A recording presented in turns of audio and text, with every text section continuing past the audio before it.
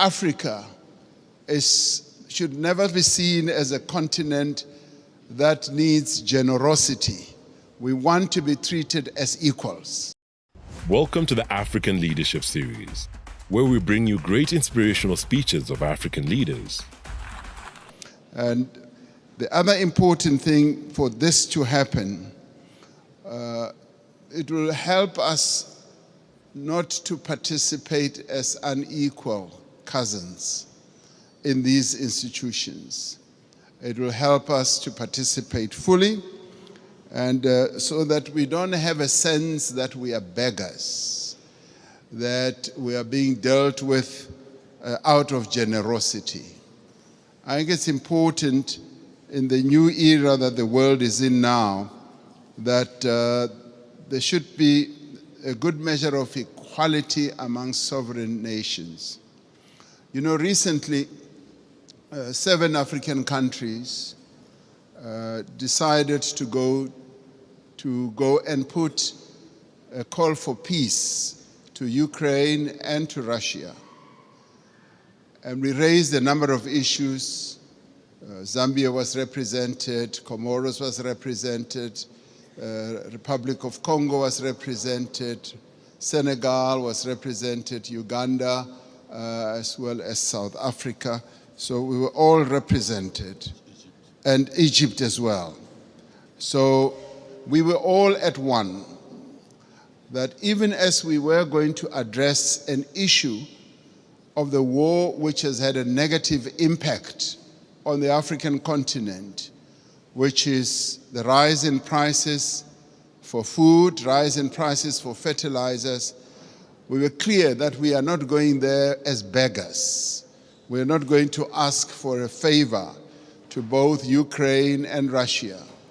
We were going there to say, open up the Black Sea Channel so that the grains and the fertilizers should go into the world market. So we were not on a begging mission, even as we are in great need as a continent and all that. That should go to demonstrate that Africa should never be seen as a continent that needs generosity. We want to be treated as equals. Even in the multilateral institutions, we want to be treated as equals. And if our equity is at a low ebb, there must be ways in which that can be addressed. To us, this is very important. Our sovereignty is one of the things that we hold on dearly to. And we demonstrated that very clearly to both President Zelensky and to President Putin when it came to this issue. Even as there were suggestions that, yes, we can donate this, we can donate that, we said, we want you to release these grains and fertilizers to the world market so that the world can trade in these commodities and other issues we can handle in a different way. I wanted to make that point so that it should be understood where Africa has evolved up to.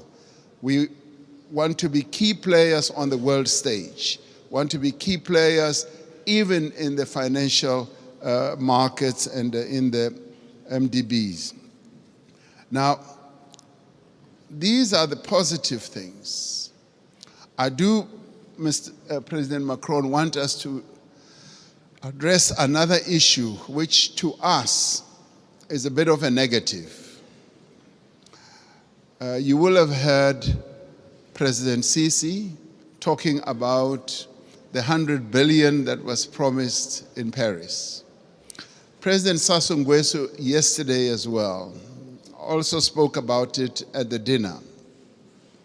Now, there is that issue that a number of the commitments that have been made have not really been fully lived up to.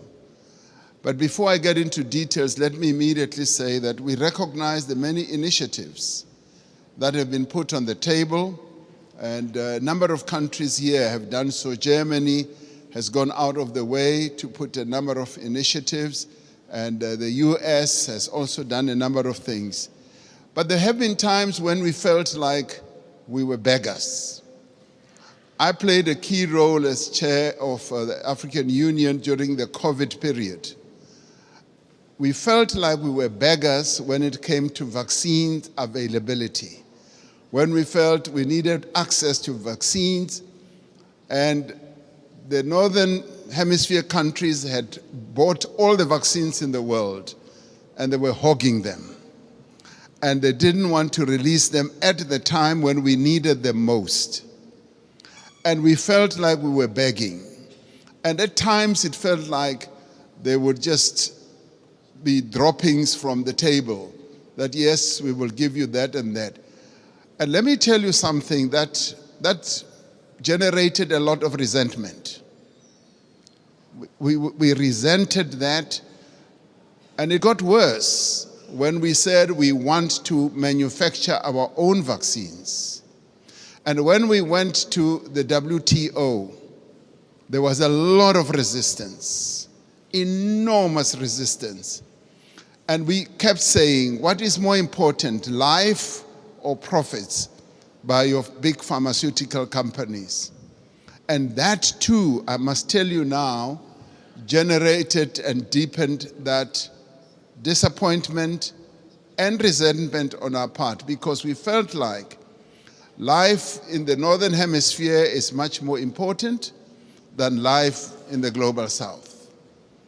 And these are issues that need to be addressed. And I'm glad that we are all seated here like this, because we've got to get to the heart of these matters and address them. Now, I come to promises that have been made. And Chancellor Scholz was saying, we've got to walk the talk. Yes, we want to see the talk being walked. President Sassou Nguesso yesterday said at the dinner, $100 billion was promised per year. And he was saying, I've never seen that. And many of us will testify that that $100 billion has never really been made available. And this should stand out as something that needs to be addressed. Because sometimes we sit at conferences like this and say, yes, we'll make this available, and we believe you. We believe you, but now the tire must hit the tar. We must now see action flowing from that. Now, I want to then talk about something very practical. President Sassou Nguesso raised it yesterday. He said he would be happy if flowing from this summit, we do something very practical on the infrastructure side. Having said that 600 million people in Africa do not have electricity, and yet we've got all the resources to generate electricity, particularly the mighty Congo River. And that there have been plans to build a number of power stations that will generate, in my calculation, up to 70,000 megawatts. And he said, and I want to speak in support of this proposal, that to prove that these summits are not summits where we just talk, flowing from the Paris COP as well as others, let us now put money on the table and collectively say we are going to address this mega project. A mega project which will in the end generate electricity for up to 12, 15 African countries all at one go. There we have it. Let us know if you liked or hated what you heard in the comments below. In this show, we do not give you our opinions. We want us to discuss below. Please make sure to like, subscribe, and hit the notification bell. It's the best way to show YouTube this is a good video, and it will share it to more like-minded people like you. So this has been Mekimushi from Tunacheki, and that has been your Candid Africa, truthful and unapologetic.